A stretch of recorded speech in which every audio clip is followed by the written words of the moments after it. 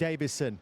Enzo Maresca is standing by to speak to us. Enzo, do come in and join us. Okay. How are you doing? You all right? Good to see you, Enzo. They were quite good. For sure, in this moment, the result is an important part because we are close to the end of the season. In the same time, we try to achieve the result, playing in the way we want to play. And I think for some moment the team was very good. Then we don't work every day, and we don't like to finish the game in the way we finished the last 10 minutes. But I just said that for me, if we want to become an important team, we need to win also this kind of game in a dirty way, an ugly way, and so yeah, quite happy. So what were the elements of the performance that you did like? No, overall I think it was a very good performance. I think we deserve to win the game. We create enough chances probably already first half to score, and then I think the performance was very good. In the last 10 minutes I think the team showed also effort, togetherness, spirit, and it's something that we need. Congratulations, another Chelsea win against Tottenham at home. I just want to ask you, I obviously have seen progression, I've seen the way that you work personally, and I just want to ask you, how you measure progression this season? Is it Champions League and winning the Europa? Is it one or the other? How do you measure progression for yourselves? Yeah, if you measure on the result, for sure if we achieve a Champions League it's an important thing. But from my point of view, I try to see how we improve the day by day. And I can see since the first day, I think the team is getting better and better. We need to learn how to play different game, because tonight, I think for us, it's better when we face teams that they press higher, because we are more space to attack. In the last 4 games here, we played, Southampton, Leicester, Wolves, West Ham, all teams that they were waiting for us. So you struggle to find space, and we need to learn to play both kind of games. Enzo, I know managers sometimes don't like to talk about individuals, but I want to ask about Moises Caicedo, because I can't think of a better defensive midfield player around right now. He is covering so much ground. He picked up a really nasty injury, could have come off. A lot of players might have even come off, but he stayed on and he was a warrior for you today. Absolutely, completely agree with you. I think in this moment he's one of the best midfielder, defensive midfielder in the world. He's doing fantastic. The best thing about Moy is that every day he's working serious, he's very humble, he's very kind, he's polite, he's a fantastic guy. And I think today was another great performance. Also, I think we had more players like Trev, Chalobah did fantastic game, but I think overall all the teams was good. And 55 seconds into the game, you turned Tottenham with a direct ball. Yeah. Was that something that you maybe thought that you could get success? Was that because you did it a few times and you got a lot of great situations from it? Yeah, we prepare. We know that they are high pressing. We know that they hold the line, very high line. So we prepare today. We prepare more option in behind, even with Jadon, even with Pedro, Nico, and also the action, the goal we score. Enzo was in the right position once again, and yeah. But is that also the Nicholas Jackson factor in your team? Did we see the difference that he can make to you? Yeah, absolutely. I just said to some of the players that at the end, this game belongs to the players. And if you don't have players, you can have the best idea. But and us with Nico, we are a different team, because he's a threat in behind. Off the ball, he's pressing everyone. So we are a different team with Nico. Do you feel you're in a race now, Enzo? It's this little mini season to reach Champions League football next season. Aston Villa have strengthened in January. They're in form. Newcastle have some momentum as well. Manchester City are not going away. Yeah, but I think from now on is how you manage the emotion, because in case you don't win, you see teams that they go ahead of you, and if you win, you see it there. So it's until the end it will be like this. It's how we manage the emotion, but for sure we have been all season there. The first part of the season, 5-6 months, we were even better. Now it's a matter to finish well. Well done. Congratulations. Thank you, Enzo. Thank you very much. Congrats. Well done. There is Enzo Maresca. You some live reaction. Let's show you the goal. Remind you of the Chelsea goal tonight and where it actually came from the head of Enzo Fernandez. But how did he find himself in space in the middle of the box? Yeah, I think Tottenham will be a bit disappointed with this. You see the first phase here. It's when the ball goes out wide in the second here, Cole Palmer's feet. I think the 2 centre-backs will be disappointed, if I'm totally honest. Romero and Van der Ven. If you look here, not once did he scan the shoulder, which I think as a centre-back, you need to scan your shoulder, you need to open your body position, you need to get touch tight to the strikers.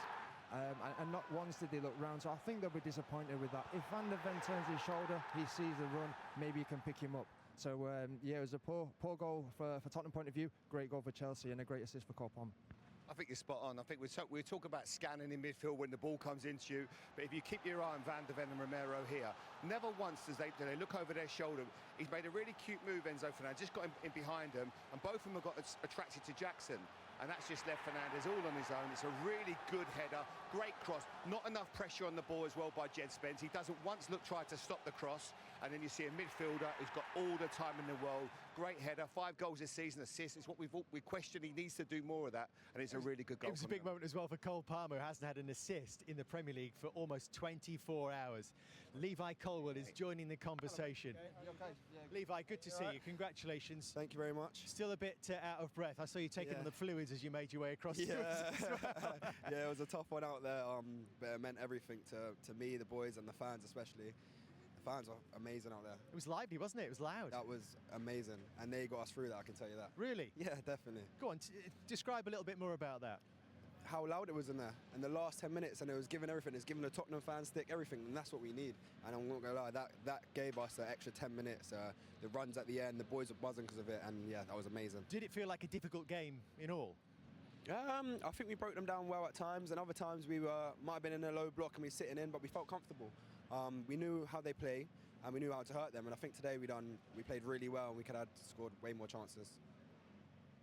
Yeah, Levi, big fan. Congratulations today. Thank Obviously spoke before, you've got bundles of potential, you're growing all the time. What's next for you in terms of your development? 22 years of age, breaking into the England setup. What's next for you? I think everyone always says, I've got a load of potential, but I don't think potential means anything. I think you've got to show it every game. And obviously this season, at times I have, and at times I haven't. So I need to keep progressing and learning, because I know where I can be, but to get there, I need to learn as much as I can. And under this gaffer especially, he's going to take me there for sure. And in terms of leadership, obviously you're still young at 22, but you're experienced, you're gaining experience all the time. Do you see that as a role that you can grow into? Yeah, definitely. I think the boys give me respect. Because they know how I like to push them, and I'm learning from Reece, from Toss, from players that have bundles of experience anyway. So I'm growing as I get older, and I've got amazing players around me that help me and help me learn. Levi, about 55 seconds into the game, Trevor Chalobah played one into the space and in behind the 2 Tottenham centre-backs, and it's almost set the tempo. Yeah. Was that something you looked to do with Tottenham playing a high line? Because a lot of the time you do play out from the back and you're a bit more conscientious about how you play, but you were quite direct today. Definitely, we need to win games at the end of the day. We're fighting for Champions League, and to win games we have to change our style sometimes, and we knew they had a high line, and we have Nicholas Jackson. I mean, he's a huge threat to feet and in behind, so we know if we play to his advantages, we'll get goals, and today we had great chances to score goals from that. Just one thing you said there, Levi, to Gary, was about under this manager, you're sure that you will get there for sure. What is it about Enzo Maresca and his coaching ability then? He's top, he's proper hands-on, he helps me out personally. He tells me what I need to improve on. He's not a manager that just says, you're amazing, you're amazing. No, he says, you need to improve on this. If I make a mistake in training, he says, come on, this is happening in games now, you need to take it to another step. And that's what he's done with me, and I know for sure that under him I'm going to improve bundles. So getting this win tonight, you knew this was big, right, Yeah. in terms of the Champions League? Of course, and also it's a derby. We can never take that away from anything. That win was for the boys and the fans, because I know how much it means to everyone. Congratulations. 3 clean sheets on the bounce here at Stamford Bridge as well. No wonder they're cheering for you. Thank you, boys. Levi, thank you very much. Nice to see you. So that's Levi Colwill from the winning dressing room. Let's get some reaction, though, now from the losing dressing room. We can hear from the Tottenham boss. Ange Postecoglou is with Patrick Davison. The end of what I guess is a difficult night.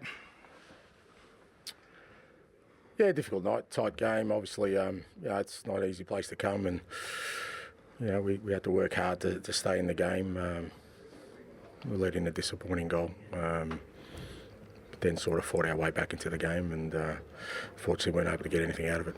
In terms of your team, your players getting on the ball, playing your football, did you get to the levels tonight, did you think? We almost did. We tried to. I mean, I still think it's a work in progress. It's it's the first time we sort of got the whole group in together, but I thought there was elements of that tonight. I didn't feel like we were getting locked in at all. I thought in the front third we could have been a little bit cleaner with our sort of football, but for the most part, I thought we handled it pretty well.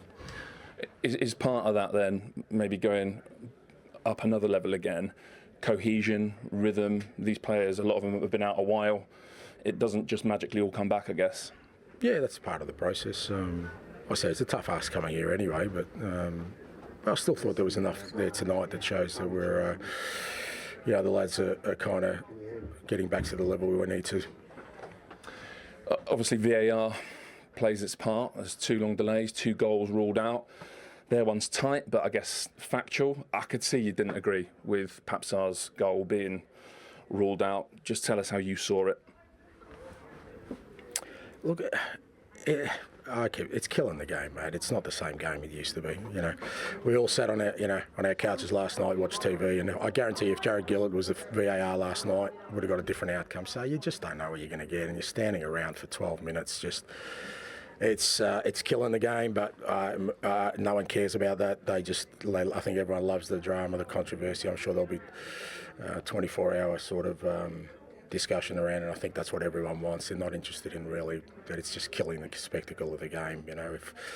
If the referee saw that and then he needs to see that for 6 minutes, tell me what's clear and obvious about it, mate. Just a clean explanation. What's clear and obvious about it? Last night we all sat on our couches and saw one replay and gone, oh my God.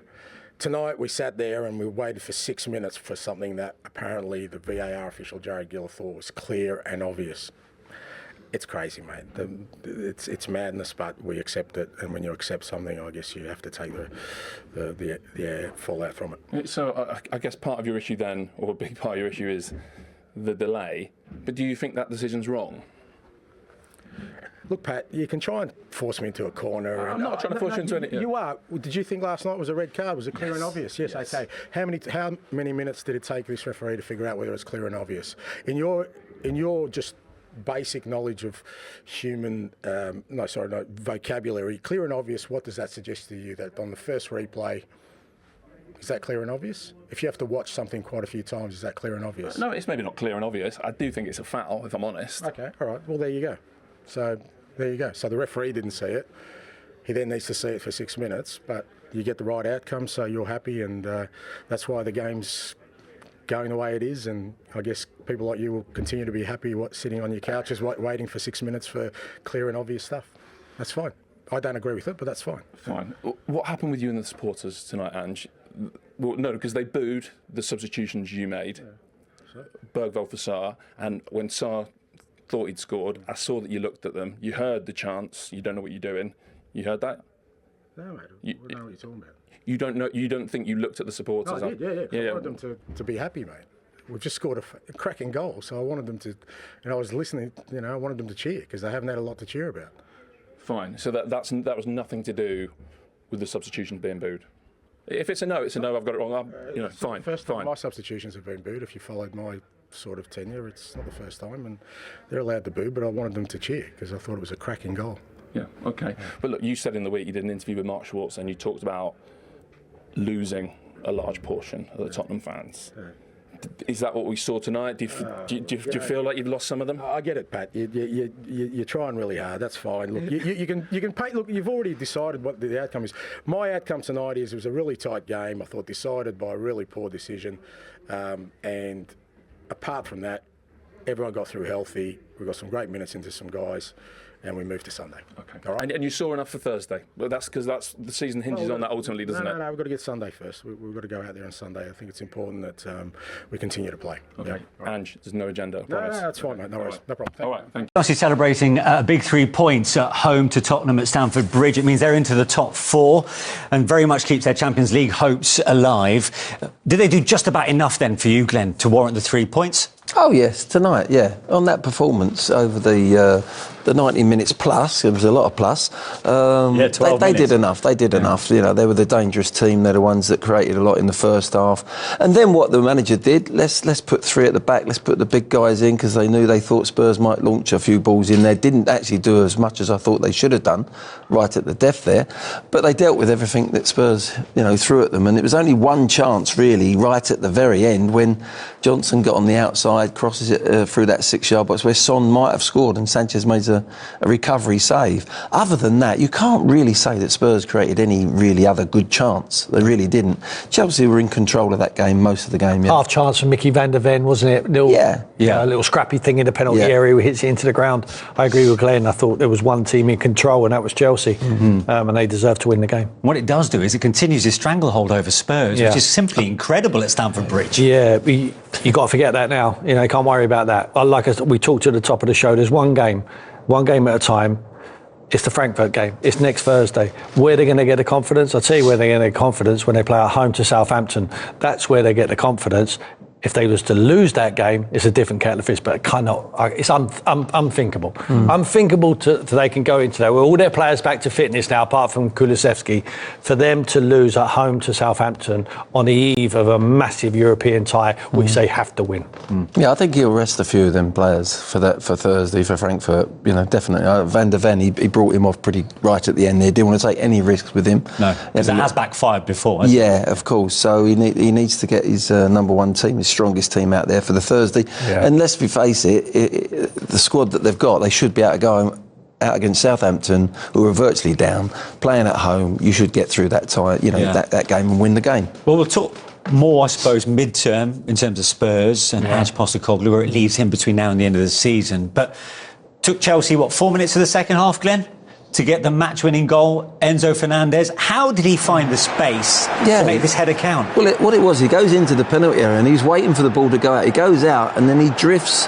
He just drifts on the blind side of Van der Ven. He hasn't had to make an acute. Look, we're watching here. We circle him. Look, Van der Ven's there.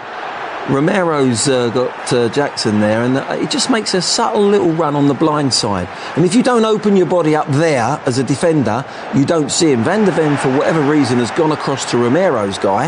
And Jackson? He's gone to Jackson, where he was lined up nicely to be there, and he would have headed that away if he does his job well. And at the end of the day, it's a decent finish, but it was an easy finish for him. He's got a real problem, Glenn, hasn't he, Mickey van der Ven? As soon as he can see, Enzo can see his number, you know you've got a serious problem. He's drifted behind him, cannot see him, and it's a fantastic header. He drifted into the box time and time again tonight. He's a better number 8. He's not a 6. They've got Caicedo to do that job. Yeah. He puts the shift in. He gets back, he gets up, and he's a goal threat. I think he's fulfilling his potential. I know he's won things. I think he's a major player for them in the future, but they have to build around him. What did you make of the Spurs defenders and their body language at the point that ball goes over? Well, I thought all night. I sing the praises of Mickey van der Ven all of the time. I think in straight lines, when the ball's in behind him, he recovers. I think he's very good. He's dynamic the way he recovers. I think he can still improve. He's still developing. I think from crosses, he's not the best, and it showed it there tonight. It's highlighted that, but you need to keep developing. Just because they're in the first team doesn't matter. You need to keep showing them. Keep showing the positives, showing the negatives, and they've got to take it on board. And at the moment, I think Mickey van der Ven can improve in them situations. I think it's only him. He has to hold his hands up there, and so it's drifted off the back of him. His problem is, like any defender, Tim, is that he's looked to the ball. I used to say to defenders, when it's acute to you, when the ball's in front there, that's one thing. You can see the attack. Once it goes acute and there's a cross coming, if you look at that ball more than 2 seconds without having a look, readjusting over your shoulder, looking, we talk about midfield players, good midfield players, knowing the picture, looking over your shoulder, having your wing mirrors on. It's the same for defenders, to actually open your shoulder up, have a little glance. Where's he gone? Has he pulled off me? Have I got him? No. He's looked at the ball and he's looked at the ball and he's looked at the ball. Yeah. He hasn't got a clue where the attacker is. Is it rustiness?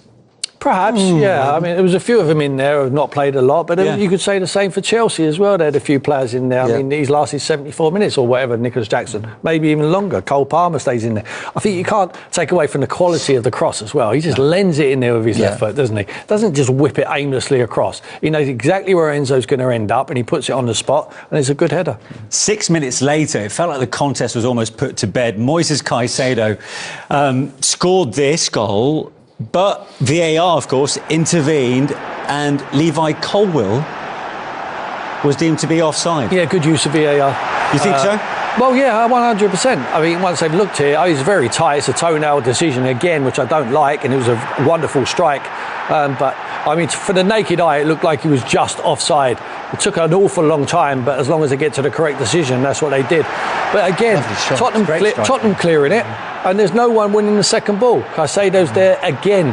He anticipates where the ball's going to fall, and it's a great volley from him. But it's a correct decision. It's marginal, though, isn't it? It's so tight. No, it's miles offside.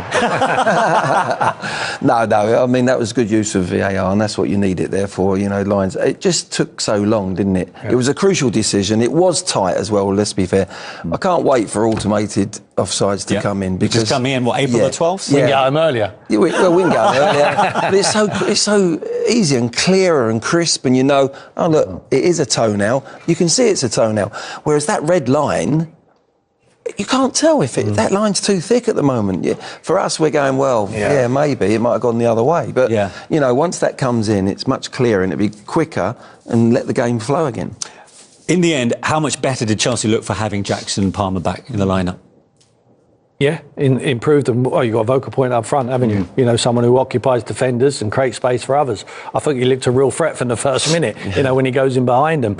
And he scares them to death with that. Automatically, they step back another 5 or 10 yards and it leaves the space for Enzo. Was it a minute in and he hit the post, didn't he? Yeah, I mean, he is a real threat. I mean, he's hit and missed the boy. You don't know what you're going to get. He's a bag of rebels. But in the end, I think he knows what he's doing. Yeah. He knows he's a nuisance, and that's what he is. Yeah. He's an absolute nuisance, and I mean that as a big positive, and that's a compliment from me. I would love to have him in my team, because he can be hit and miss with the finishing.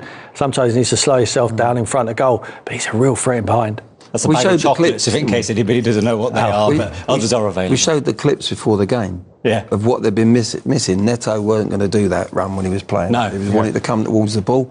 Suddenly, within first minute, we've showed them clips, he's going on the back of the defence, and as Tim says, now you're stretching the pitch. You've got a number 10 in there, a proper number 10, as in Cole, who's now going to create a lot more space for him to go and play and hurt you, whereas Neto would be coming towards the ball and crowding that out, and then it's the number 10 that's got to go in behind. Yeah. If that's the case, that's not Chelsea.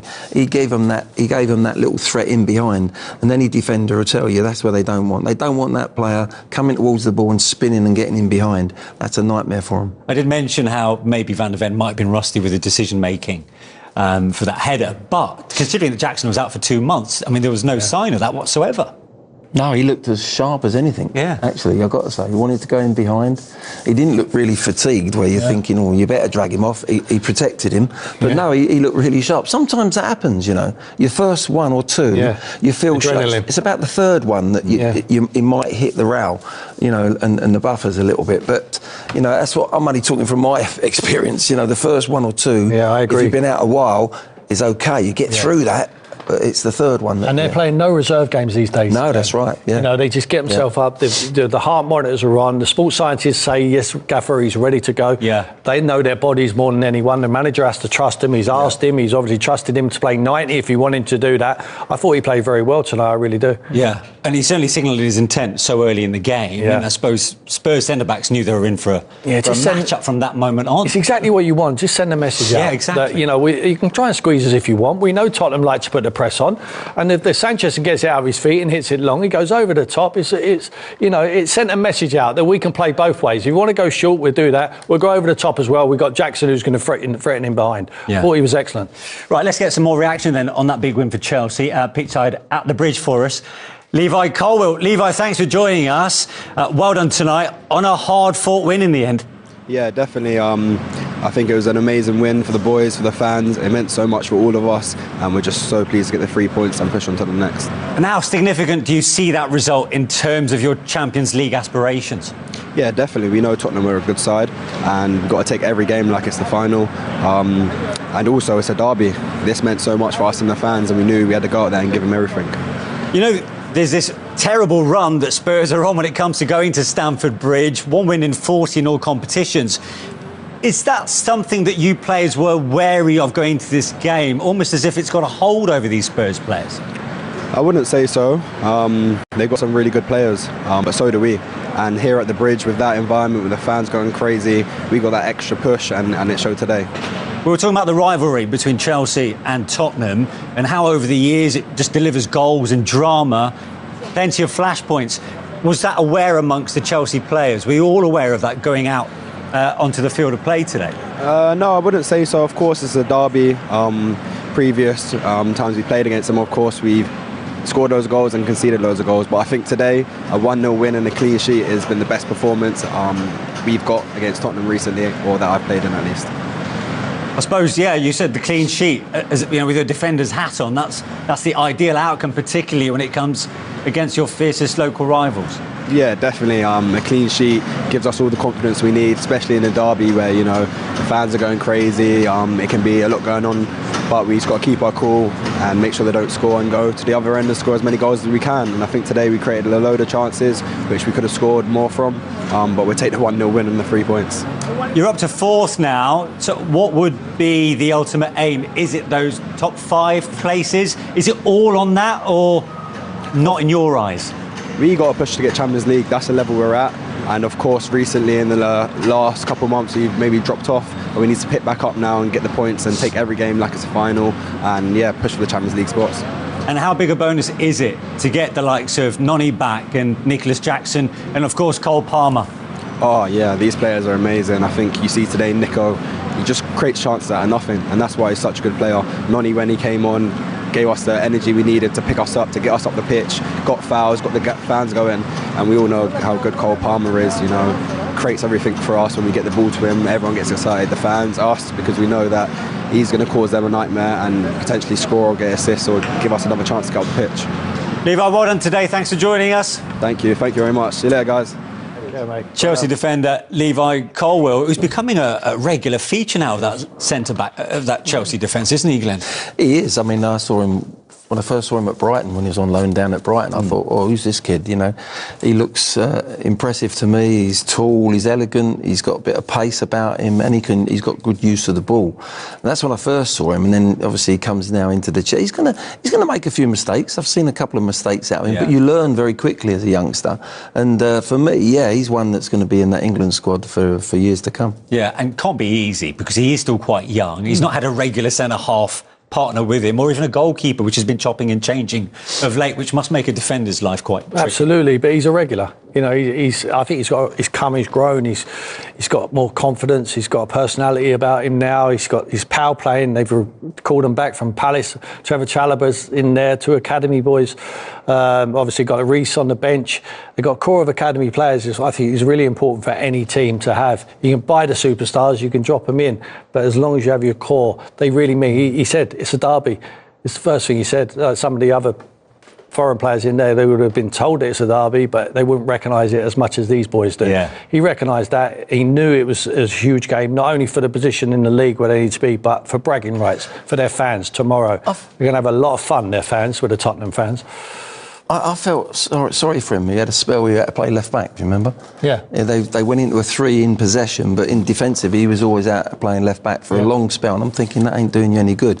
In the long run, it might do. He knows what a full-back's position is now, so that's helped him in his education as a centre-back.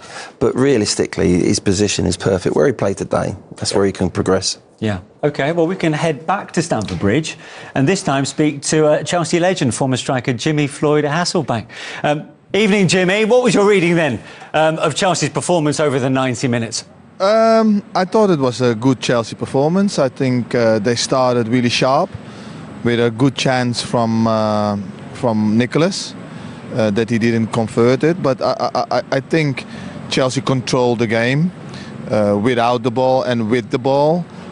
Created some chances, especially from the left. 2 good saves from the Spurs goalkeeper. And overall, I think it's a deserved win. The last 10 minutes was a little bit nervy. They go with 5 at the back just to play for the result.